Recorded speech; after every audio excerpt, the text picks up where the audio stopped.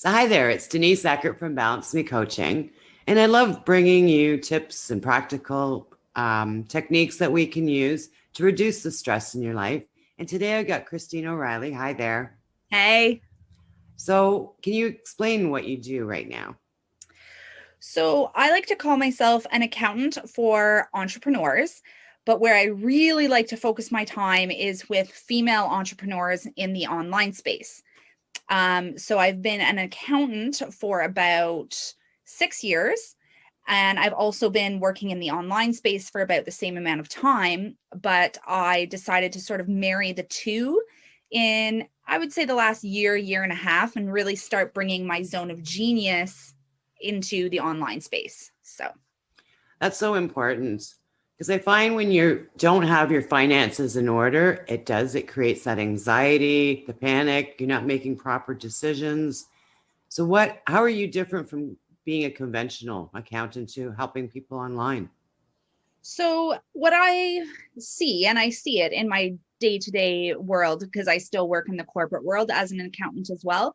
And I find that people in the online space have two things. They have different sources of revenue, and usually more sources of revenue to track, and they have different expenses, whether those be more business like office and home expenses. They tend to have a bit more of those.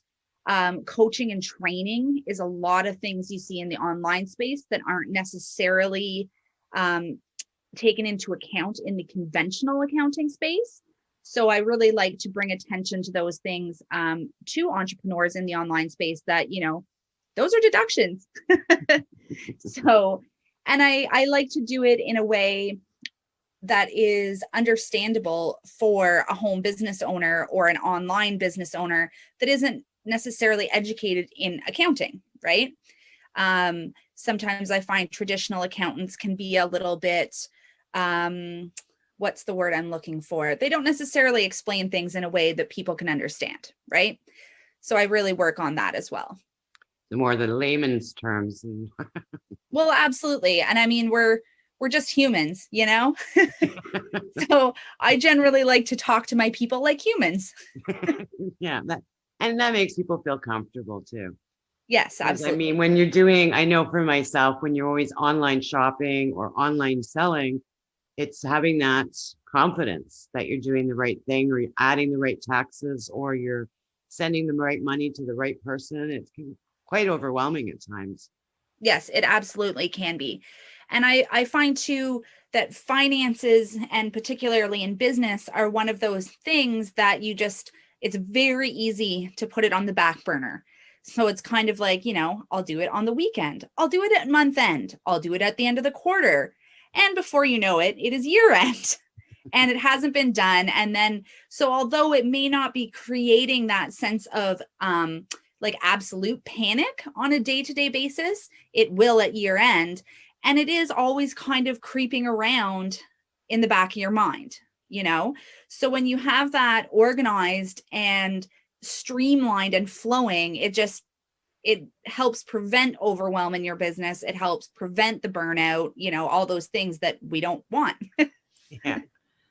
Now, being an accountant, do you do the bookkeeping at like what level do you take people in? Like people coming in with, the box of receipts or, the folders with, do you want people coming to you when they're more organized, or do you help them with that as well? No, absolutely. I do definitely do a shoebox accounting, as I like to call it. Um, so the way I've sort of structured things is I have a very entry level, some spreadsheets, some freebies, people that aren't ready to or aren't able to commit full time to a bookkeeper or an accountant, to at least get them on the right path and get them organized. And then if they're ready, I absolutely can do things like taking on all their bookkeeping. The way I work it personally is I have a secure portal. So they can either send me pictures, they can send me files, and I can organize that all for them. So I do that with some of my scaling online coaches and entrepreneurs where they just don't want to deal with it anymore. They don't want to be at their kitchen table at 9 p.m. doing books. No. So yes, I basically go from, And it was very important to me to offer something to those very entry level entrepreneurs, to get them just started on the right path. Well, and that's great too, because then you see them grow as well. And you're seeing them grow with that financial confidence. Absolutely. Yeah. And when they're, when they're confronted or presented, I guess is a better word, with a business decision, they have the confidence. They say, okay, I know exactly where I am with my profit this month. I can invest in this, or, I need to save X amount of dollars to invest in that. So yes, seeing that confidence grow is absolutely beautiful. And I do see a lot of people too, and I know I've done this myself. Working for yourself, we try to do everything at the beginning because we do have the lack of funds. Mm-hmm. And I know for myself, accounting is always the last thing I do, because you're always trying to generate revenue, which is wearing the CEO hat. And it'd be so nice to have someone, like yourself, taking that chunk, which is a huge chunk of your business, away to give you that space where you can take the time and do other things. Well, and what I like to tell potential clients and clients, both in my conventional practice and in my online practice, is that when you're spending time on your books, you are not in your zone of genius. When you are not in your zone of genius, you're not generating income. So if you outsource something like your bookkeeping, your accounting, that's freeing up more time for you to be generating income. So yes, it's an expense, but it's going to actually make you more in the long run. Yeah. And if your hourly rate, say, when you do your calculation and you figure out that your hourly rate is, say, $100, and you spend $300, or sorry, when you spend 3 hours doing your books, you've just spent $300.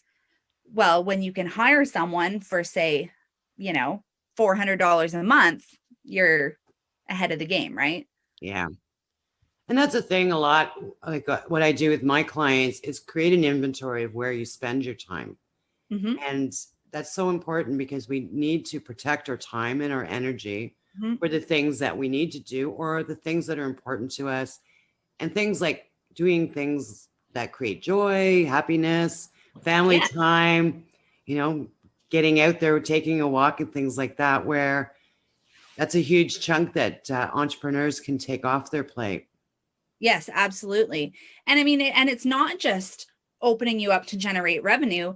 I actually did a post on this the other day or a reel, sorry, I did an Instagram reel, when it's like, yeah, you could be creating income or binging on Netflix or hanging out with your kid, or, whatever it is that you want to be doing, because that's why you became an entrepreneur, right? Is to have freedom of time.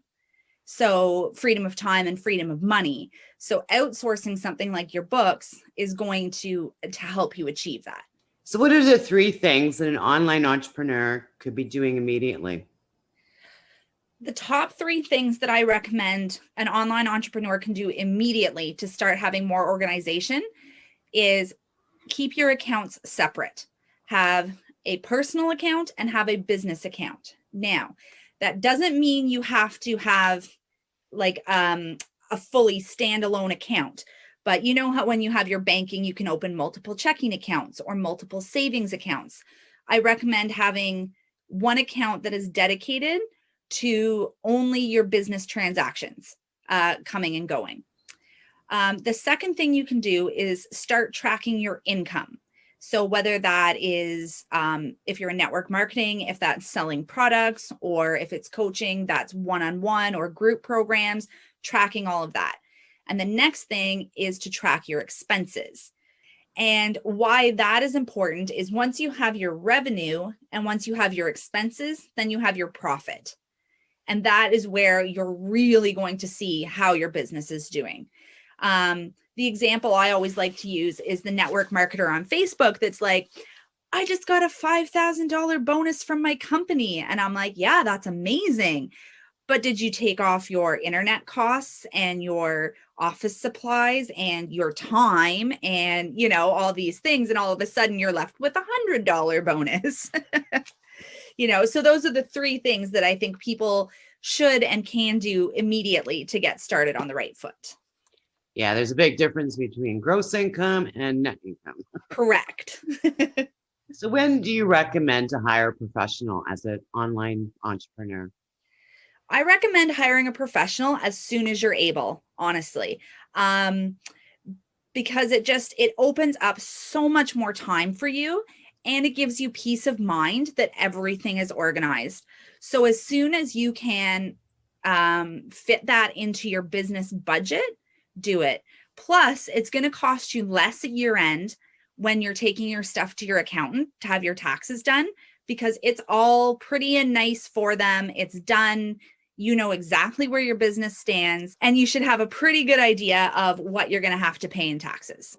If someone wanted to get in touch with you, where would they get in touch with you? There's two places that I spend a lot of time. I'm on Instagram, and my handle is at Christine E. O'Reilly. And through my Instagram profile, you'll see there's a book now button. There's a text button. I have a text list as well. And I also have a Facebook group called the Fun Finance Cat. And we talk finances. It's for female entrepreneurs.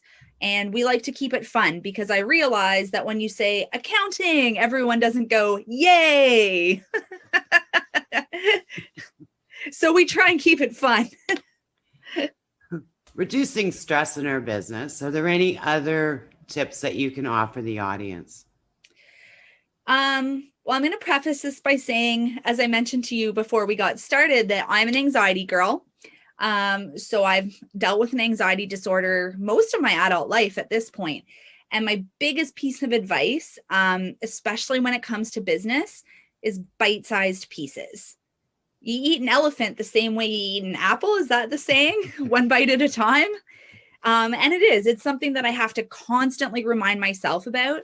So I'm not saying, oh my gosh, you haven't done your books in 3 months. Sit down this weekend and get them all done. No, like carve out an hour, even half an hour, bite-sized pieces.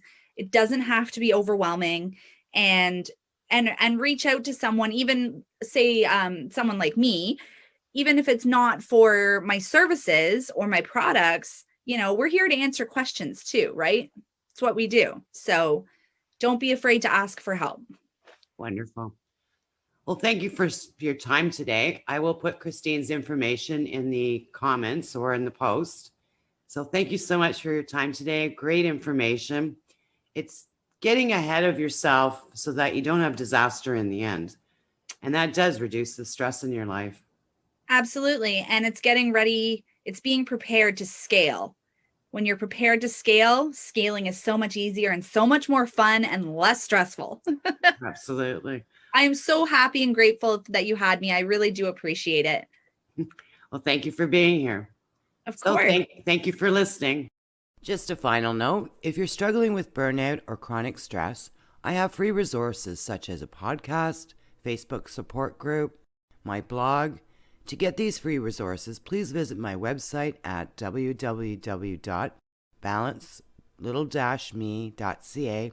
Now, this is Denise Eckert signing off, and contact me if you're looking to create a happier, more balanced lifestyle today.